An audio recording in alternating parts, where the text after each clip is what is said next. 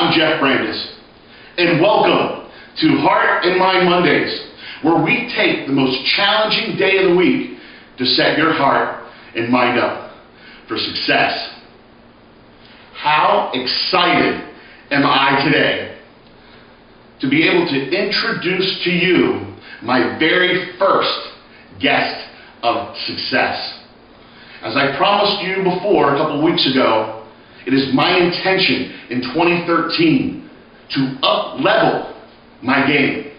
So Heart and Mind Mondays are now going to another level of increased motivation, inspiration, and most of all, education.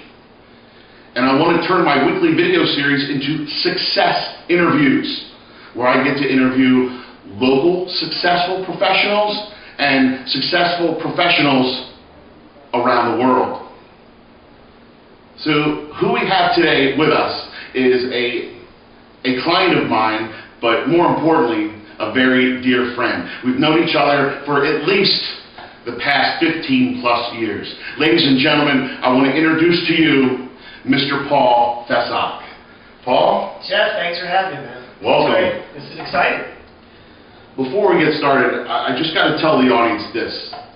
One thing I've learned the most from Paul over these years is that, one, you can never judge a book by its cover.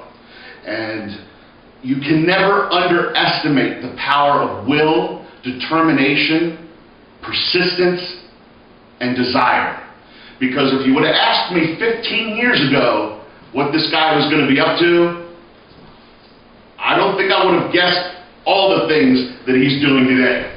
Trust me when I say that. And we laugh about it because we have a great relationship, and we were there for each other for all these years, and during the down times, and now during the fun times and the exciting times.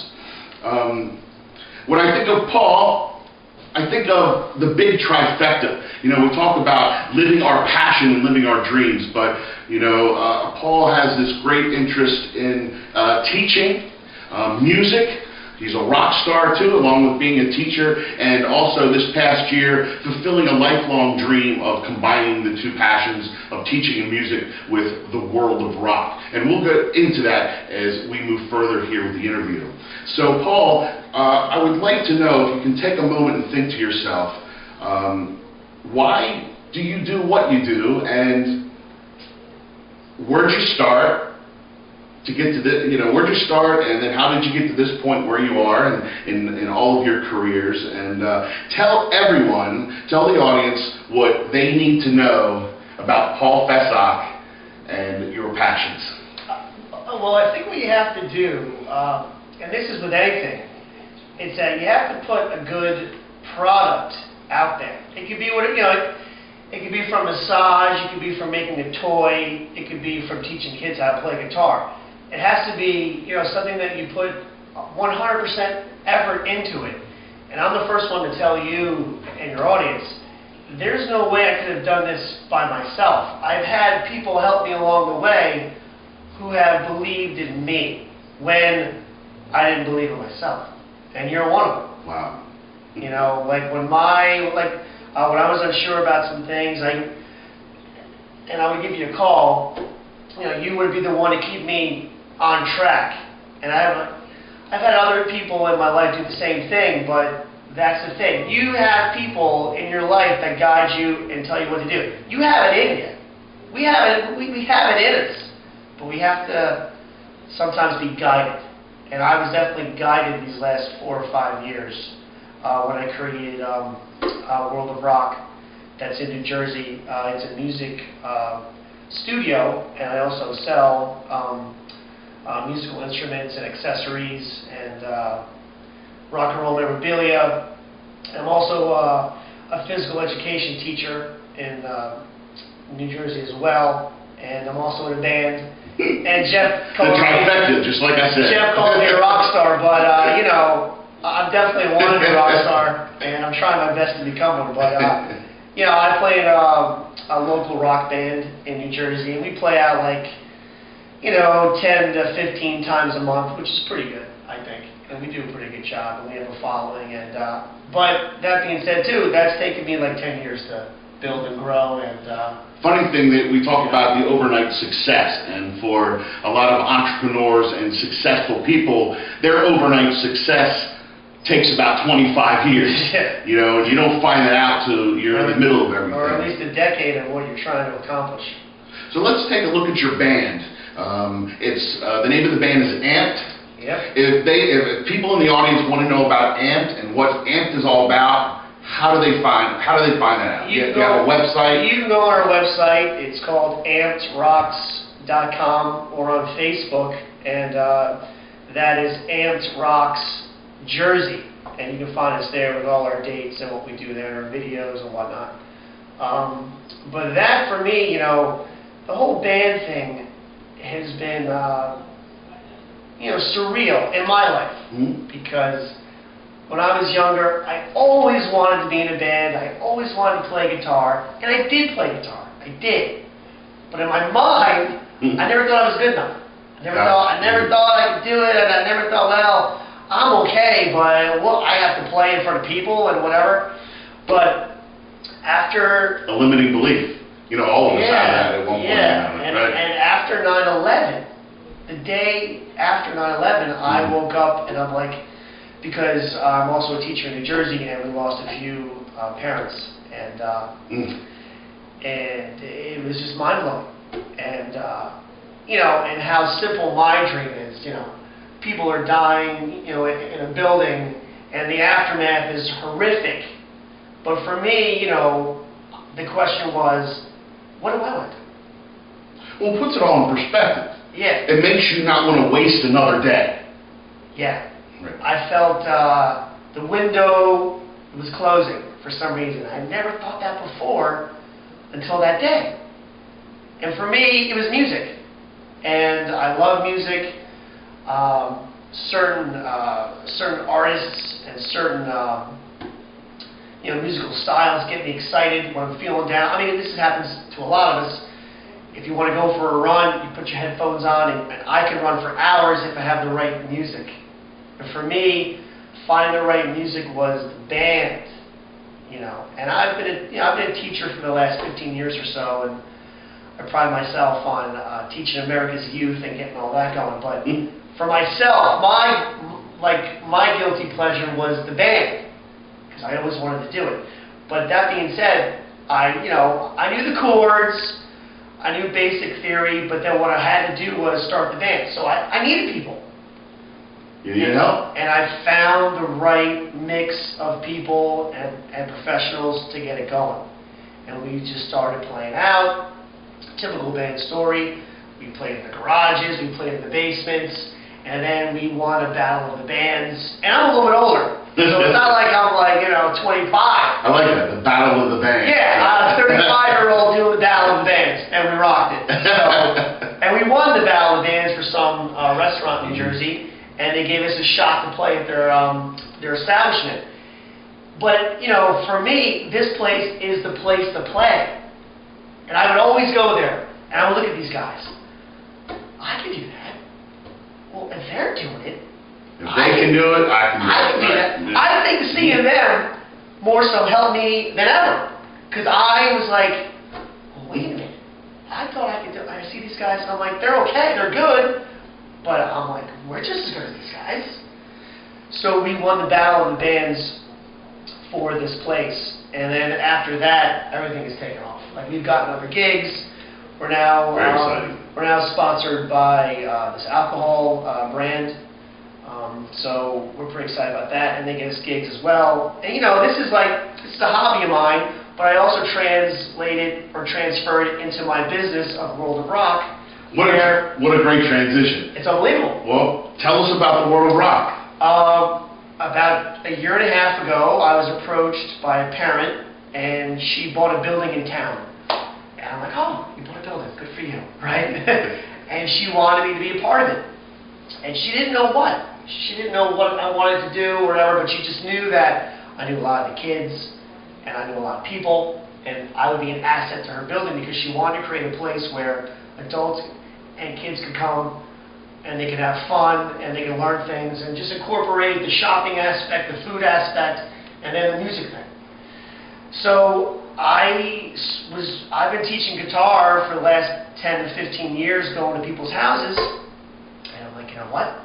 I'm going to create a music studio and do guitar, bass, drums, and keyboard, and sell accessories, and that's what I told her I was going to do.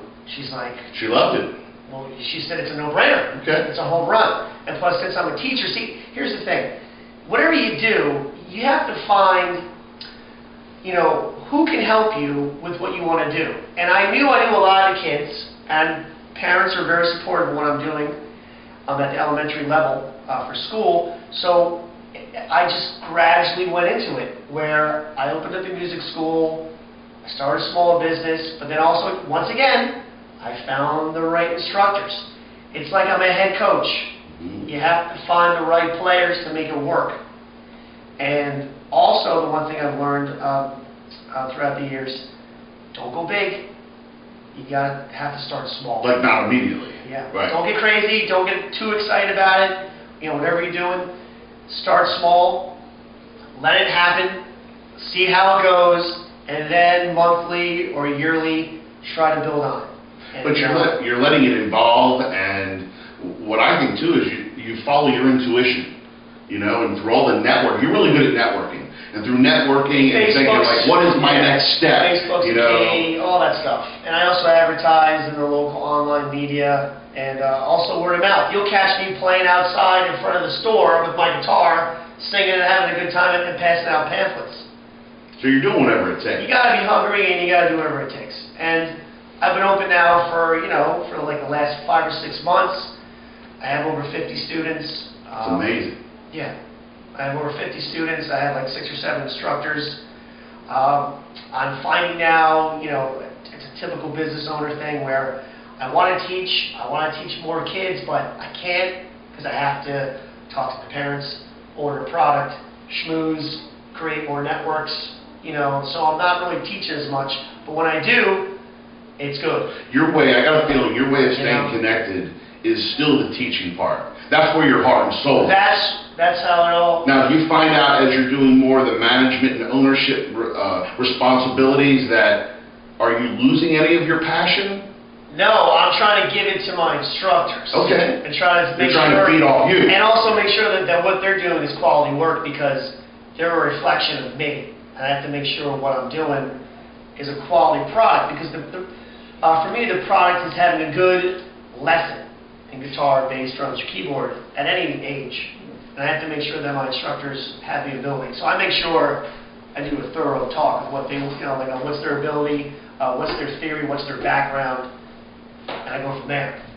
Well, I tell you, if anyone follows you, they have to be inspired, because Paul Fessock has an amazing amount of energy and a very an attracting aura. I mean, there's something about you, Paul, that I've noticed over the years. When I step back and take a look and you do your thing, people, they gravitate towards you. Yeah, but I mean, that's pretty amazing. I have to be honest with you, and this is where it comes down to. I've failed a bunch of times. Failure's your friend, though. And that's what drives me. But that's a mindset thing. But I never believed that. I was like, oh, failure, that's great. Failure's your friend, whatever. But when you really do fail, and it sucks. It does. And you want to rebound. You become like an animal in the jungle. You'll eat anything to get it going. And plus, we all have our stories. I have a family, I have a daughter, the whole thing. You're motivated. I'm not 22 years old now. I'm not hanging out, and we're not looking for a family. There was plenty of that. I feel it's showtime, and there's not too many more shows. We have to make it count. All right, let me ask you this. Speaking of failure, Yeah. because it's inevitable, and believe me, it's a tool. It's a teaching tool. The more you fail, the more you know about who you really are, and whether or not you have what it takes to take your success to the level that you want to take it. We all, when we want to be the best that we can be, we all face adversity. And we go through periods of fear and doubt and worry and anxiety and overwhelm. As you're building your businesses and you're living your passion, is there any times of adversity that stick out in your mind that you have overcome that could be a lesson to our audience? I mean, like I said before, there's like 3 or 4 major things where I invested in some properties right when things went south. I was a partner in a few nightclubs down in the south part of our country. Didn't do too well. But the one thing is that I always kept, okay, this didn't work out, well then, there's something else around the corner. I guess there's always something else around the corner. If you want there to be something else around the corner. But you got to believe that. Because a lot of people stop. When they fail, a lot of people are so discouraged. And especially when it comes down to they don't know what to do. And then when it comes down to money, investing in properties, it's expensive stuff. And I'm not saying I have a lot of money. But I took gambles in certain things, and some things paid off, and some things have not paid off. Well, you said something earlier that's very important, and I want everyone in the audience to realize this, that no matter how good you are at what you do, everyone has a feeling at different times in their life, are you good enough? Do you have what it takes?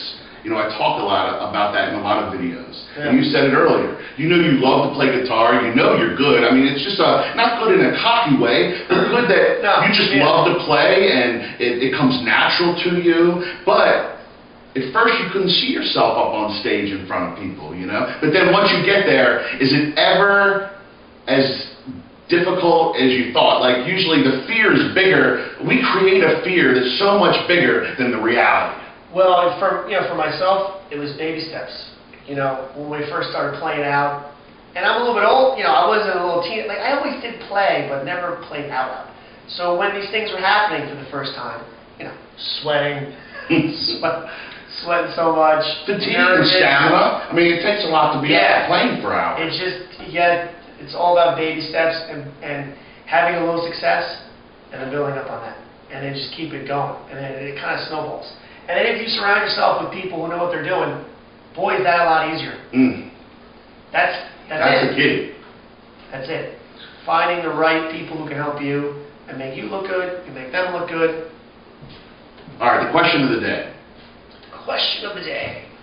What is your definition of success? What does success mean to Paul Fessock? It's not money. I wish it was, because there's been many people that we all know, famous people, non-famous people who've had tons of cash, and they're miserable. I think for me, it's doing what you want to do and making it happen. And I think it's the process of making it happen. It's a journey. Yeah, that's where you enjoy it. I feel that I enjoy it the most when I'm building the build-out for my studio. When I'm getting the contractor and I'm trying to figure out, well, how much is that going to cost and how much is that? I enjoy that part of it and making it all come together. That's success for me. And it can be whatever you're doing, but for me, it could be the process. And then eventually seeing the final product, and then, hey, guess what? We're making some money too. Whoa, that's good. And believe me, we can always get that in another conversation. Yeah. Money and mindset are huge with entrepreneurs, and that's a whole topic, chapter, book in itself. And if people, have really weird feelings around money, and it really prevents them from following through with their dreams. A lot of them have negative connotations with money. But also too, you can't be foolish about it, because I've been foolish about it. Again, failure, lessons learned. I'm foolish about it, and money and your mindset is critical. You can't panic. You can't react on emotion. You have to be logical. Even when you probably aren't thinking logical, or you get upset about something and you want to react right away, you have to step back and think twice before you press the button. Let's go a little further now. Take a look into the future. What's your vision of the future of your teaching career, your band, AMPT, or maybe a possible solo gig in the future? Yeah. Or the future and your vision of the world of rock? Right. Well, for myself right now, I'm trying to get a few gigs out in Vegas with the band. Once again, it's really who knows you, and I know a few people out there who can probably get us a few gigs out in Vegas, you know, playing the local circuit there. But, you know, we all have families and kids, so we're going to try to get out there in August, do like 2 shows a day, bang it out, and then come back home. So that's a goal of mine, to play Vegas. And then when it comes to the world of rock, have a couple of sites. You know, definitely branch out, but not right now. I'm going to wait a few, but that's the plan. Definitely have a few more sites and really focus on the lessons, because that's the bread and butter of what I'm doing. So you see more and more students, maybe more and more I'm instructors. going to double what I have now. Okay, I'm excellent. going to double what I have and then branch out and build a few more stores. Now, we didn't touch base on this earlier. If the audience wants to know how to find out about the World of Rock. Right. It's worldofrockmusic.com. And I'm also on Facebook. It's actually as a person. It's a World of Rock, and then space, and then Summit. So it's Okay. World of Rock Summit. And that's where I'm at. All right, last question of the day. What advice would you give to someone who may be watching us right now, someone who shares the same passions of teaching and music as you? Maybe let's leave them with some words of wisdom. Yeah, find people who share that same passion and try to network with them, because they can help you and you can help them, and then it grows. It grows. I've been helped by my high school friends, my college friends, family members. You got to reach out and you have to ask questions. I ask a lot of questions. You never go wrong. You can't go wrong. I mean, that's how you learn. And then you have to figure out if those answers are good. But asking the questions and networking with your family and friends, and if you believe in it, it's going to work. And finding out if the answers are right, that to me, that really, again, comes from your intuition. Your intuition is going to be your guide. You're going to follow your gut when you make those important decisions. And then also try to, you know, like model yourself after people who know what they're doing. Learn from the people who have been there and done that. I mean, that's it, man. That's it. You know. Wow. But this is great, Jeff. You know, I think this is a great idea. And I'm the first one doing this. The very first Fired up! guest of Success for Success Interviews. Listen, Paul, thank you very much. You got it. It's a pleasure. You're a dear friend of mine, and I admire you and your tenacity. And I learn from you, even as a mentor, I learn from you, and I think we all do that in the ladder of life. We learn from people who have been there and done that, and I think it's our obligation to teach those who have not yet experienced what we have experienced.